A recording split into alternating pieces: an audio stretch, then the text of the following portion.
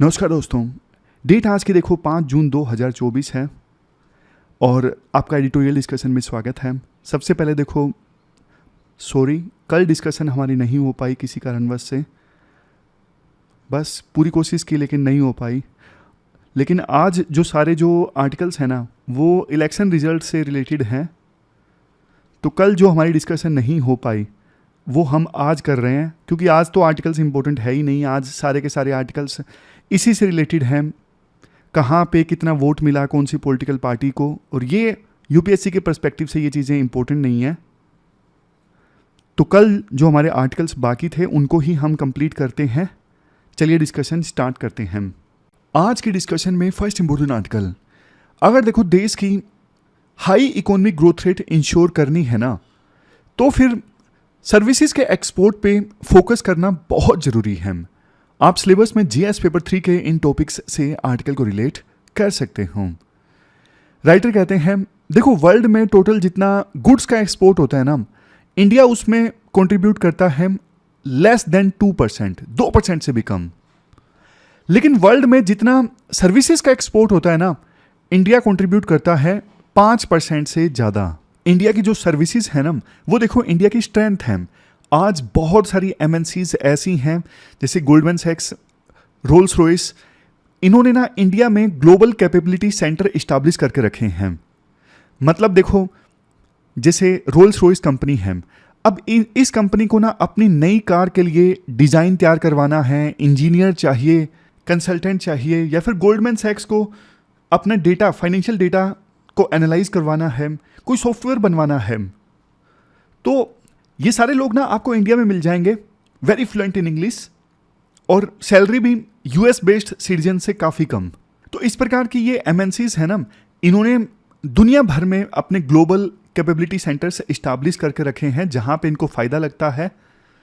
लेकिन अच्छी बात ये है almost 50% global capability centre India में ही हैं। तो ये इंडिया के सर्विसेज की ताकत है। आज के समय में इन ग्लोबल कैपेबिलिटी सेंटर से 1.66 मिलियन यानी 16,60,000 इंडियंस को रोजगार मिल रहा है, और इससे रेवेन्यू भी काफ़ी जनरेट हो रहा है। मार्च 2023 वाला जो फाइनेंशियल ईयर था ना, इसमें $46 बिलियन जनरेट हुए इस प्रकार के ग्लोबल कैपेबिलिटी सेंटर्स से। ये भी एक प्रकार से देखो सर्विसेज का एक्सपोर्ट ही हुआ ना। बड़ी बड़ी एमएनसीज यहाँ पे आके काम करवा रही हैं और उस काम को यूज कर रही हैं अपने प्रोडक्ट्स में, समझे। और देखो जब महामारी आई ना, उसके बाद तो आपको पता है ऑलमोस्ट हर चीज़ ऑनलाइन हो गई है। जैसे टेलीमेडिसिन का कितना ज़्यादा चलन आया है, डॉक्टर से आपको कंसल्ट करना है, हॉस्पिटल में जाके ओपीडी की लाइन में लगने की आवश्यकता नहीं है। अपोलो जैसी एप्लीकेशंस हैं, आप तुरंत के तुरंत कंसल्टेशन बुक करो, केरला में बैठा डॉक्टर जो है आपको बताएगा, मेडिसिन प्रिस्क्राइब करेगा। चाहे वो देखो योगा हो, नई नई चीज़ें आ गई हैं जो अब डिजिटलाइजेशन के माध्यम से सर्विसेज प्रोवाइड की जा सकती हैं। अब हैदराबाद में बैठा एक पर्सन प्रेजेंटेशन प्रोवाइड कर सकता है यूएस के सिएटल में बैठे बंदे को, समझे। क्या फ़र्क पड़ता है देखो, जब चीज़ें वर्चुअल हो गई, डिजिटल हो गई, तो क्या फ़र्क पड़ता है डिस्टेंस 100 किलोमीटर का है या फिर 10,000 किलोमीटर का है, क्या फ़र्क पड़ता है।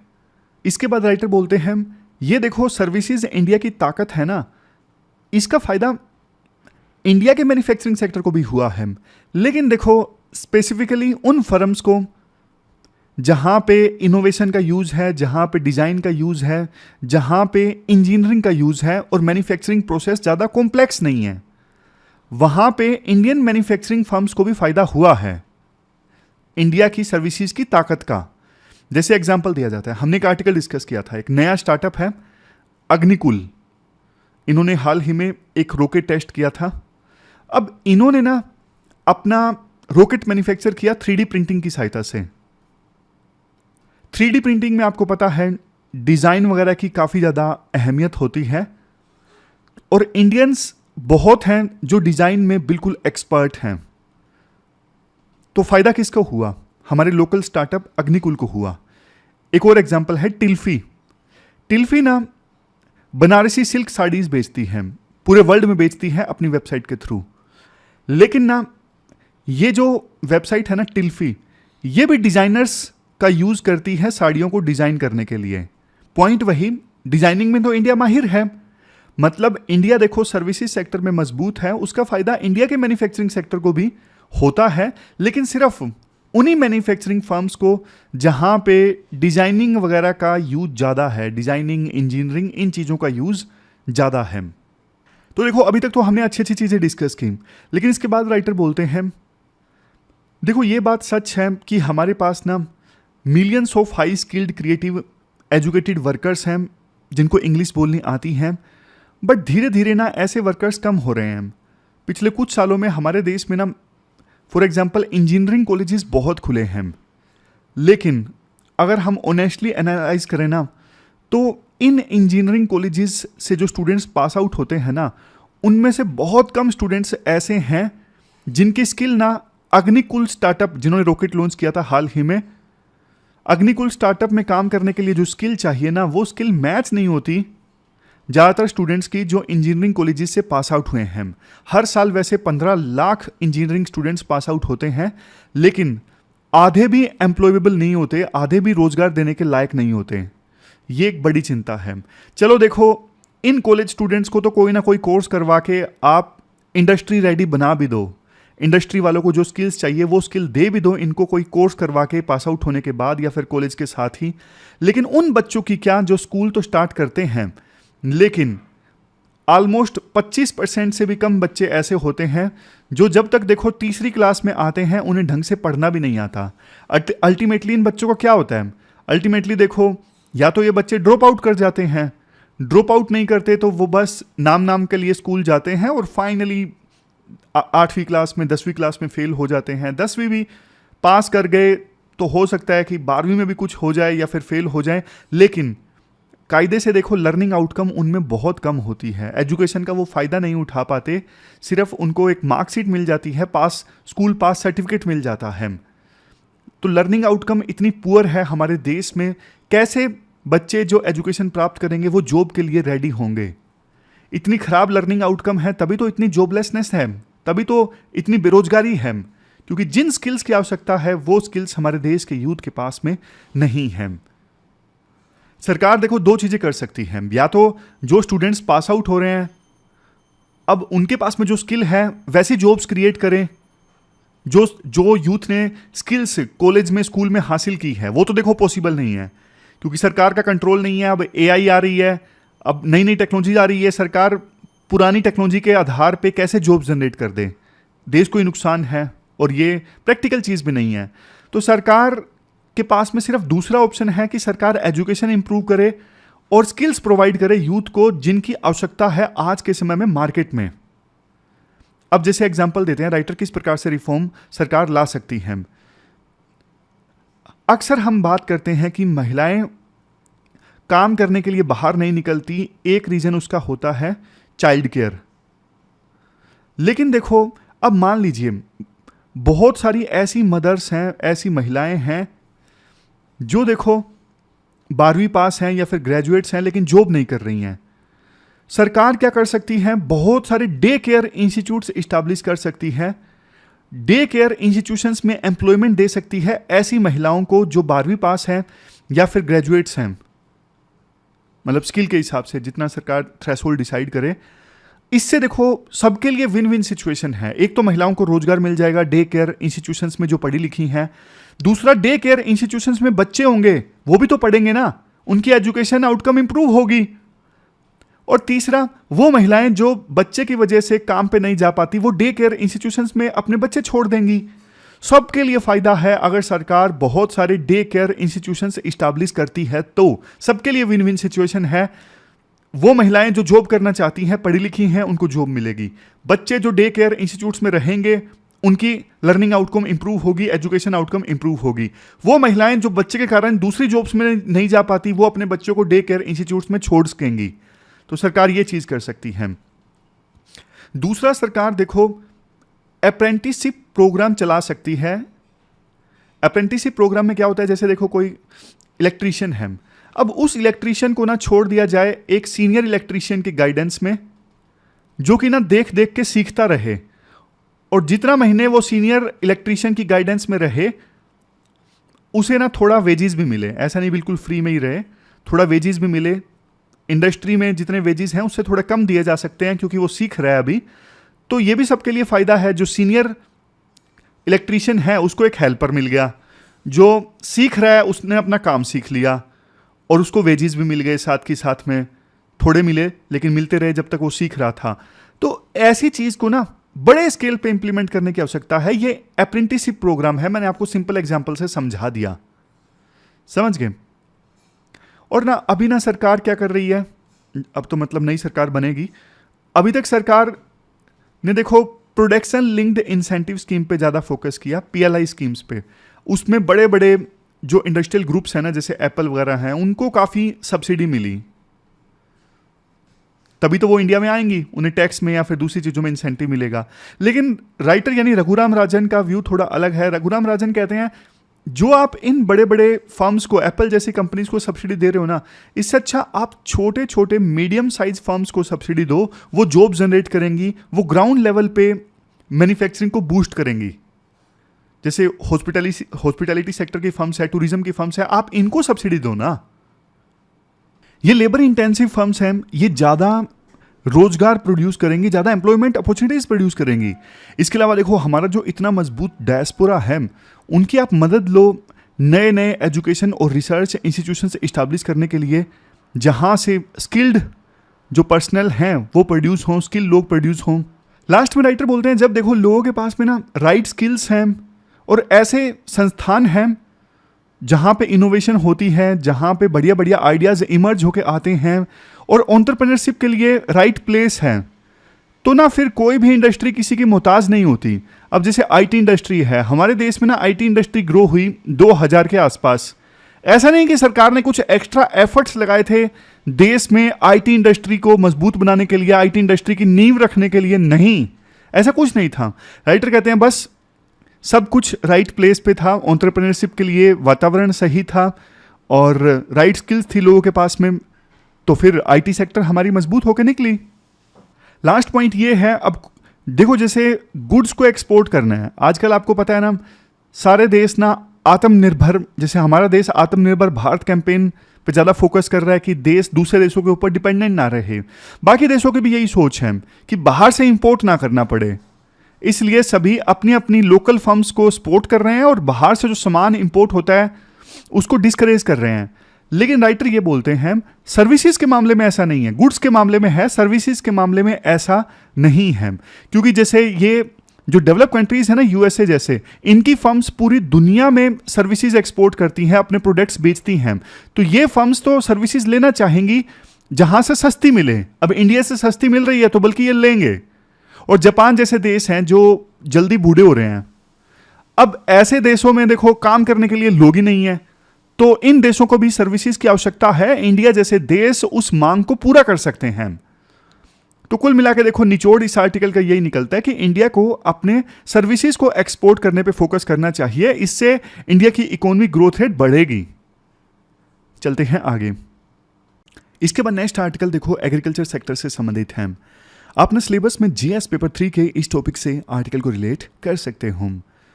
देखो सरकार ने बड़ी बड़ी योजनाएं बनाती हैं, जैसे देश की इकोनॉमी को $5 ट्रिलियन तक ले जाना है, 2035 तक $10 ट्रिलियन तक ले जाना है। लेकिन देखो कहीं ना एग्रीकल्चर सेक्टर पे सरकार का ध्यान थोड़ा कम रह जाता है। इकोनॉमी हमारी ग्रो हो भी गई तो उसका फ़ायदा शायद उतना एग्रीकल्चर सेक्टर को नहीं होगा, क्योंकि एग्रीकल्चर सेक्टर में ना अभी बहुत सारे इश्यूज हैं। सबसे पहला इशू ऐसे करके ना राइटर 10 इशू बताते हैं ऑलमोस्ट, और अच्छे इश्यूज हैं, मतलब यूनिक इश्यूज तो नहीं है, कभी ना कभी आपने इनके बारे में सुना ही होगा अगर आप 1-2 सालों से तैयारी कर रहे हो, लेकिन सब एक जगह पर मिल रहे हैं तो इसलिए जल्दी से हम जान लेते हैं। सबसे पहले क्लाइमेट चेंज का इशू है, नॉर्मल काफ़ी बार हमने डिस्कस किया है। जैसे देखो आजकल ना ड्रोट्स काफ़ी ज़्यादा आने लगे हैं, बारिश आती है तो बारिश काफ़ी ज़्यादा आने लगी है, तो किसानों की ना फसलों की बर्बाद होने की जो प्रोबेबिलिटी है ना काफ़ी ज़्यादा बढ़ गई है पहले के अपेक्षाकृत। जैसे देखो एग्जाम्पल है, अब इन पॉइंट्स को अगर आप डेटा की सहायता से सब्सटेंशिएट करोगे ना तो ज़्यादा वैल्यू एडिशन होता है, एग्जामिनर ज़्यादा मार्क्स देगा, बजाय के सिंपल पॉइंट हाँ क्लाइमेट चेंज हो रहा है इससे किसानों की फसलों पर नेगेटिव इंपैक्ट पड़ता है। एक तो ये सिंपल सा पॉइंट है, एक आपने इस पॉइंट को ना डेटा के साथ सब्सटेंशिएट कर दिया, बहुत पावरफुल पॉइंट वो हो जाता है। जैसे मैं आपको एग्जांपल देता हूं, 2019 में काफी सीवियर ड्रोट आया था इंडिया के 40% एरिया में, जिससे बहुत ज्यादा क्रॉप फेलियर हुआ था, फार्मर्स को डिस्ट्रेस झेलना पड़ा था। महाराष्ट्र सबसे प्रभावित राज्यों में से एक, जहां पे देखो 68% कम बारिश हुई। इससे ना वहां पे महाराष्ट्र में सोयाबीन की जो प्रोडक्शन है ना 40% कम हुई। तो ये मैंने आपको एग्जांपल दिया, ये इस प्रकार का डेटा आप दे सकते हो। तो पहला इशू क्या था? Climate change. अब दूसरा इशू देखिए, WTO की जो धारणा है इंडिया के बारे में वो चेंज नहीं होगी। देखो WTO जो है ना वो इंडिया के साथ अनफेयर है। WTO कहता है आप किसानों को जो सब्सिडी दे रहे हो, चाहे वो देखो फर्टिलाइजर्स के थ्रू हो या फिर MSP के थ्रू हो, वो आप मत दीजिए, मतलब ज़्यादा मत दीजिए, थोड़ा बहुत जो अलाउ है सिर्फ वही दीजिए। लेकिन देखो WTO ये नहीं समझता कि इंडिया जो है वो एक डेवलपिंग कंट्री है, इंडिया को अपने फार्मर्स को सपोर्ट करने की आवश्यकता है।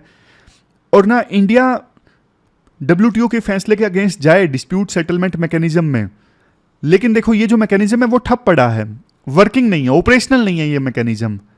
तो WTO की अनफेयरनेस है इंडिया के साथ में। अगर यहाँ पे आपको डेटा देना हो तो डेटा दे सकते हो। जैसे 2019 में WTO ने ना इंडिया की शुगर सब्सिडीज के अगेंस्ट रूलिंग दी थी और ये बोला था इंडिया की जो ये शुगर सब्सिडीज हैं किसानों को, ये इंटरनेशनल ट्रेड रूल्स को वायलेट करते हैं। तो WTO की इस रूलिंग की वजह से, हालांकि इंडिया ने माना नहीं इसको, बट इस रूलिंग की वजह से इंडिया जो शुगर फार्मर्स को सपोर्ट देता है ना वो प्रभावित हो सकता है। और कई बार देखो इंटरनेशनल प्रेशर के चलते माननी भी पड़ती हैं चीजें। तो ये दूसरा पॉइंट था। तीसरा पॉइंट है स्मॉल लैंड होल्डिंग्स। मतलब हमारे देश में ना छोटे छोटे किसानों की संख्या ज्यादा है। 86% किसान हमारे देश में ऐसे हैं जिनके पास में ना 2 हेक्टेयर से भी कम का लैंड है। अब इतना छोटा छोटा लैंड है, अब इसमें ना तो देखो मॉडर्न टेक्नोलॉजी इस्तेमाल हो सकती, ना लेटेस्ट इक्विपमेंट्स इस्तेमाल हो सकते। तो ये दिक्कत है। चौथी दिक्कत है global priority to ensure low food prices. अब देखो होता ये है कई बार ना, अब जैसे प्याज के दाम है काफ़ी ज़्यादा बढ़ गए हमारे देश में भी और इंटरनेशनल मार्केट में भी, लेकिन सरकार ने ना एक्सपोर्ट पे बैन लगा दिया ये इंश्योर करने के लिए, क्योंकि बारिश आने की वजह से प्याज की फसल जो खराब हुई है उसकी वजह से रेट बढ़े हैं ना, रेट ना बढ़ने पाए। जाहिर तौर पे सरकार का फोकस तो देखो कंज्यूमर्स पे होगा ही, लेकिन इंटरनेशनल मार्केट में एक्सपोर्ट बैन लगाने पे ना उसका फ़ायदा किसानों को नहीं मिल पाता। किसान फ़ायदा नहीं उठा पाते इंटरनेशनल मार्केट का एक्सपोर्ट करके, ये बड़ी दिक्कत है। नेक्स्ट दिक्कत है ग्राउंड वाटर डिप्लीशन। अब देखो पंजाब है जिसे अक्सर हम ब्रेड बास्केट ऑफ कंट्री बोलते हैं। पंजाब में ना हर साल 0.5 मीटर वाटर टेबल नीचे चला जाता है। क्यों? क्योंकि वहाँ पे राइस कल्टीवेशन होता है जो कायदे से नहीं होना चाहिए, लेकिन लगातार नीचे से पानी निकाल के राइस कल्टीवेशन हो रहा है। इसके लिए सरकार भी रिस्पॉन्सिबल है, क्योंकि सरकार MSP देती है पैडी पे। सिस्टम शुरुआत तब हुआ था जब देश में फूड ग्रेन की कमी थी, लेकिन आज तो सफिशिएंट फूड ग्रेन्स हैं। तो सरकार इस चीज़ को एड्रेस नहीं कर रही है कि पंजाब में राइस की बजाय दूसरी खेती होनी चाहिए, दूसरी फसलों की। 10 साल तो मुझे हो गए डिस्कस करते करते, लेकिन आज तक इस मुद्दे पे कोई ठोस डिसीजन नहीं लिया गया है। इसके बाद नेक्स्ट क्या है? इन्वेस्टमेंट इन R&D। अब देखो एग्रीकल्चर की जो GDP है ना उसका सरकार सिर्फ 0.3 से लेके 0.4% जो है ना वो एग्रीकल्चर सेक्टर में R&D पे खर्च करती है, सिर्फ इतना। अब कायदे से डेवलपिंग कंट्री के लिए ना ये जरूरी है जितना एग्रीकल्चर GDP है ना उसका 1 से लेके 2% सरकार एग्रीकल्चर सेक्टर में R&D पे खर्च करे, लेकिन सरकार ऐसा नहीं करती। नेक्स्ट, एग्रीकल्चर सेक्टर जो है ना, एग्रीकल्चर मार्केट जो है ना किसानों के लिए अनफेयर है। कई बार आड़तिये कार्टेल बना लेते हैं और सस्ते में किसानों को अपनी फसल बेचनी पड़ती है। स्टेट सब्जेक्ट है एग्रीकल्चर, स्टेट्स को नेशनल ऑब्जेक्टिव्स के साथ में अलाइन होकर काम करना चाहिए, सेंट्रल गवर्नमेंट के साथ अलाइन होकर काम करना चाहिए, लेकिन यहाँ पे बहुत बड़ा लैग देखने को मिलता है।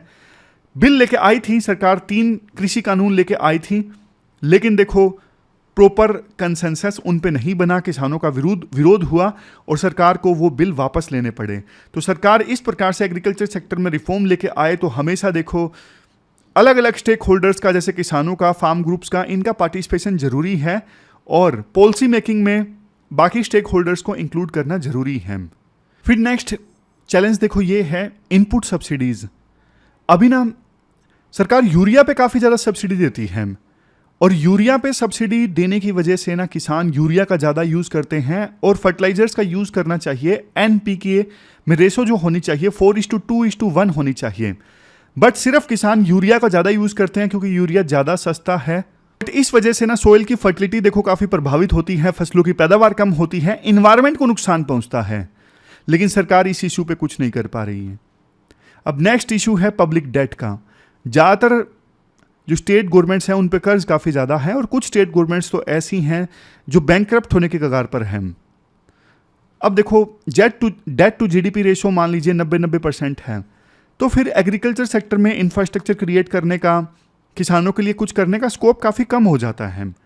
अब देखो स्टेट गवर्नमेंट्स और पॉलिटिकल पार्टीज़ के पास ना हमेशा दो ऑप्शंस होते हैं। या तो आप देखो बीमारी की जो जड़ है, रूट काज है, उसे एड्रेस करो, फंडामेंटल्स ठीक करो। दूसरा ऑप्शन पॉलिटिकल पार्टीज और सरकारों के पास ये होता है, आप अभी के लिए सिर्फ सिम्टम एड्रेस कर दो, पेन किलर दे दो, ताकि कम से कम अभी के लिए दर्द दूर हो जाए, बात की बाद में देखेंगे, इलेक्शन तो जीतें। और देखो ज़्यादातर पॉलिटिकल पार्टीज और सरकारें ना विजनरी नहीं होती हैं। वो क्या करती हैं, सिम्टम्स को एड्रेस करने की कोशिश करती हैं क्योंकि अभी इलेक्शन जीता जाए। लेकिन जैसे कर्ज माफ़ कर दिया, अब कर्ज माफ़ी से 1-2 सालों के लिए तो किसानों को राहत मिल जाएगी, लेकिन 2-3 साल बाद फिर से कर्ज किसानों के ऊपर बढ़ जाएगा, बर्डन बढ़ जाएगा। फंडामेंटल तो एड्रेस किए नहीं। और देखो जनता भी नहीं समझती है। जनता को भी लगता है कि इमीडिएट रिलीफ मिले, बात की बाद में देखेंगे। लेकिन देखो इमीडिएट रिलीफ के साथ साथ लॉन्ग टर्म में चीज़ों को एड्रेस करना जरूरी है। तो ये पूरा आर्टिकल हमने डिस्कस किया। अब हम चलते हैं आगे।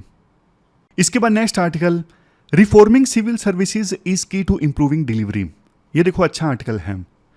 आप ना रोल ऑफ सिविल सर्विसेज या civil servants in democracy topic से इस आर्टिकल को रिलेट कर सकते हो, GS पेपर 2 में भी और 4 में भी।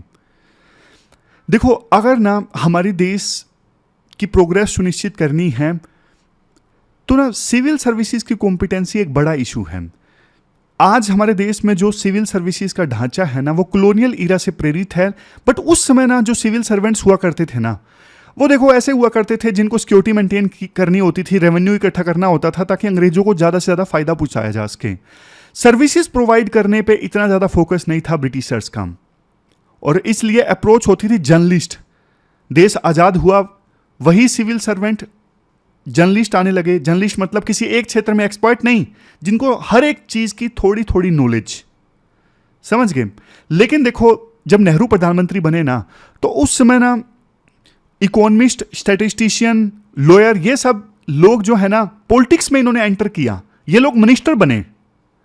बट ना अब देखो मिनिस्टर है इकोनॉमिस्ट, और उसके नीचे काम कर रहे हैं सिविल सर्वेंट जो जर्नलिस्ट हैं, जिनको इतनी ज़्यादा एक्सपर्टीज नहीं है इकोनॉमिक्स की।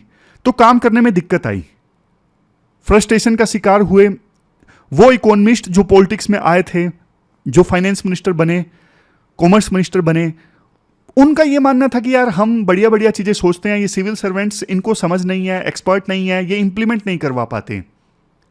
बाद में देखो धीरे धीरे ना जो एक्सपर्ट लोग थे ना, उन्होंने पॉलिटिक्स में एंटर करना कम कर दिया, और सिविल सर्वेंट्स, जर्नलिस्ट, इनको अब काम निकलवाना है, नॉलेज नहीं है। जो इकोनॉमिक्स है, दूसरे एरियाज हैं, उनकी इनको नॉलेज नहीं है। तो ना ये कंसल्टेंसी पर डिपेंड होने लगे। अब किसी चीज़ की ना एक्सपर्टीज चाहिए, कंसल्टेंसी फर्म से कंसल्ट कर लिया और उसकी नॉलेज का यूज कर लिया। बट देखो सिविल सर्वेंट्स की कोई अकाउंटेबिलिटी नहीं। ये सबसे बड़ी दिक्कत है देश की प्रोग्रेस में। देखो मेच्योर डेमोक्रेसीज में जब डेमोक्रेसी मजबूत हो जाती है ना, परिपक्व हो जाती है, तो उस सिचुएशन में सेल्फ रिस्पेक्ट वाले जो पब्लिक ऑफिशियल्स होते हैं ना, नॉर्मली अपनी ड्यूटीज को डिस्चार्ज करते हैं संविधान के अनुसार, यानी लॉ के अनुसार, ऑनेस्टी के साथ, इंटीग्रिटी के साथ, अपनी कंसाइंस के साथ।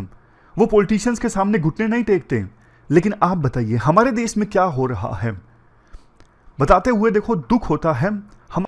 लेकिन जिन सिविल सर्वेंट्स को सरदार पटेल ने स्टील फ्रेम कहा था ना देश का, आज उस स्टील फ्रेम को जंग लग चुका है। देखो एक ब्रिटेन का एग्जाम्पल दिया जाता है, ब्रिटेन का एग्जाम्पल हम डिस्कस करेंगे, लेकिन पहले आप इंडिया की बात कीजिए। जब इमरजेंसी लगी थी ना 1975 में, तो इंदिरा गांधी ने एक बात बोली थी कमिटेड ब्यूरोक्रेसी कमिटेड होनी चाहिए सरकार के प्रति।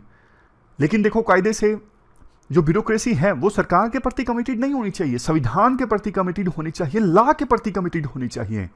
जब इंदिरा गांधी ने ये बात बोली थी ना कमिटेड ब्यूरोक्रेसी वाली, तो उस समय उनका क्रिटिसिज्म हुआ।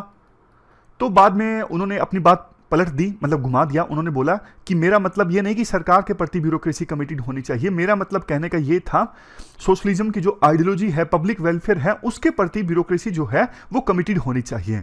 लेकिन देखो 1975 से ब्यूरोक्रेसी के झुकने की शुरुआत हो गई थी, मतलब स्टैंडर्ड्स काफी गिरने स्टार्ट हो गए थे।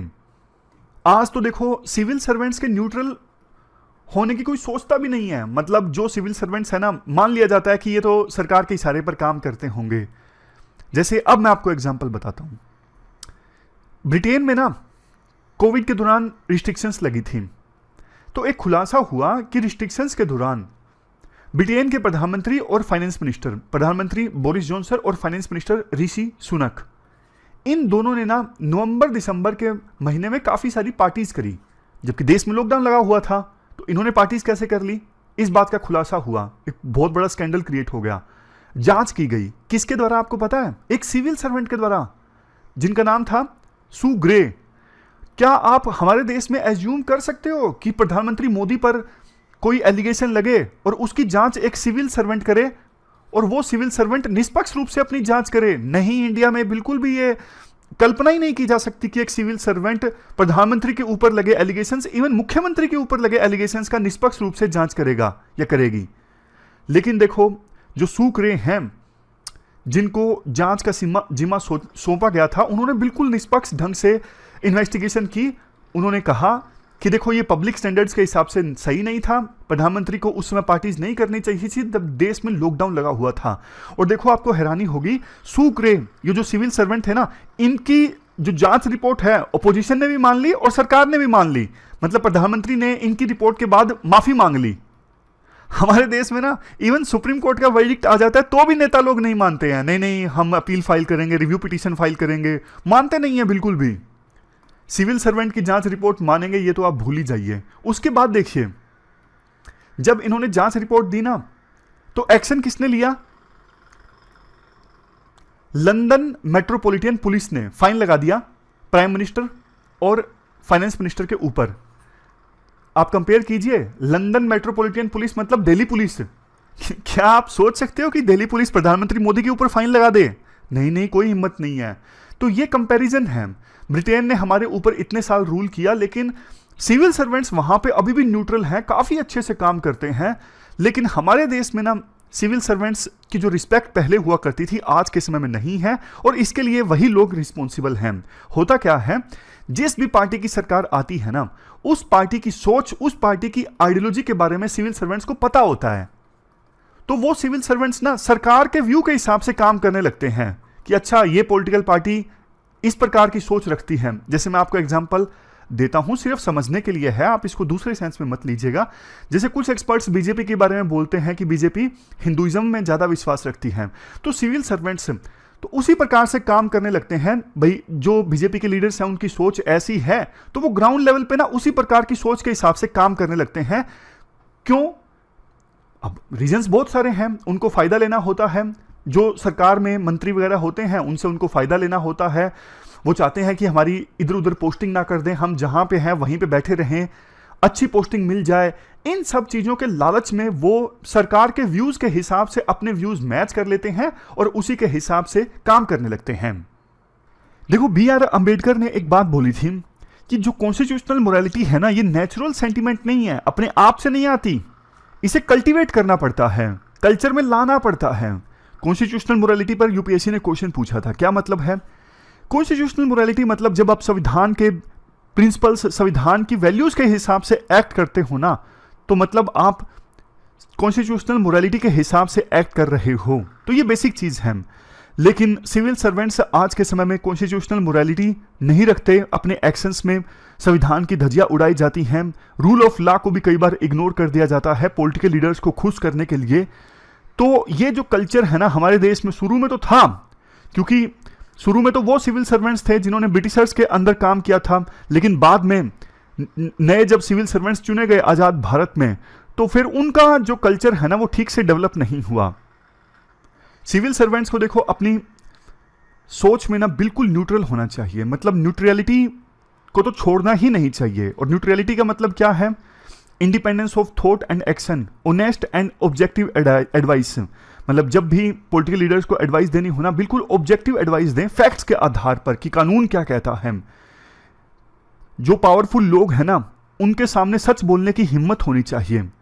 अब होता क्या है, आमतौर पे जो सिविल सर्वेंट्स है देख लेते हैं कि हाँ सरकार में बैठे लोग क्या चाहते हैं, जैसे मुख्यमंत्री क्या चाहते हैं, मंत्री क्या चाहते हैं, बस उसी के हिसाब से हाँ में हाँ मिला देते हैं। लेकिन सच बोलने की पावर बहुत कम सिविल सर्वेंट्स में होती है कि वो मुख्यमंत्री को जाके बोलें कि जो आप करवा रहे हो ये गलत है, सरकार को ऐसा नहीं करवाना चाहिए। इसके साथ साथ देखो कुछ पर्सनल वैल्यूज सिविल सर्वेंट में जरूर होनी चाहिए, जैसे self respect, integrity, professional pride, dignity. इन सब वैल्यूज के साथ अगर सिविल सर्वेंट काम करेंगे ना, तो एडमिनिस्ट्रेशन की जो क्वालिटी है ना बहुत ज्यादा अच्छी होगी और इससे सोसाइटी एंड लोगों को फायदा होगा। लास्ट में क्वेश्चंस देख लीजिए जो आपको अटेम्प्ट करने हैं। क्वेश्चंस देखो 2 अटेम्प्ट करने हैं, एक तो एग्रीकल्चर सेक्टर से रिलेटेड और दूसरा ग्लोबल सर्विसेज एक्सपोर्ट से संबंधित। तो ये थी हमारी आज की डिस्कशन। फिलहाल इस डिस्कशन में इतना ही है। Thank you very much for discussion.